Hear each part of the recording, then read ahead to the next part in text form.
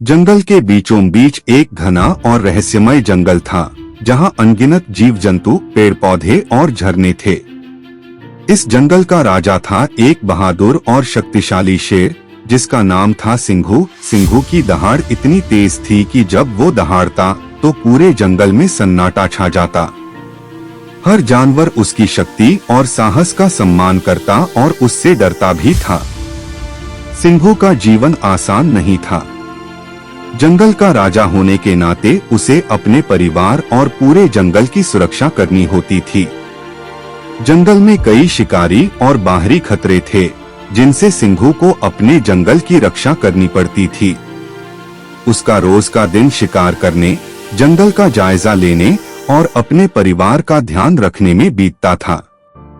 लेकिन वह किसी भी जानवर को अनावश्यक रूप से हानि नहीं पहुंचाता था।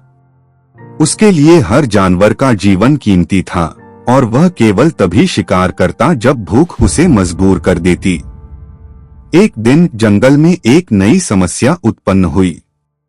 एक इंसान का समूह जंगल में आया, जो पेड़ काटकर अपने लिए रास्ते बना रहे थे। इस जंगल के जानवरों के लिए यह बड़ी चिंता की बात थी। पेड़ कटने से उनके घर बर्बाद हो रहे थे और खाने पीने की चीजें भी कम हो रही थीं। सिंघू ने इस पर गहरी चिंता जताई और जंगल के अन्य जानवरों को एकत्र किया। उसने उन्हें समझाया कि अगर उन्होंने समय रहते कुछ नहीं किया तो उनका घर पूरी तरह से नष्ट हो जाएगा। सिंघू ने जंगल के सभी जानवरों को एकजुट किया और इंसानों से अपने जंगल की रक्षा करने का निर्णय लिया। यह आसान नहीं था, क्योंकि इंसानों के पास हथियार थे और वे संख्या में भी अधिक थे। लेकिन सिंघू ने अपनी रणनीति बनाई और अपने दोस्तों को अलग अलग कार्य सौंपे।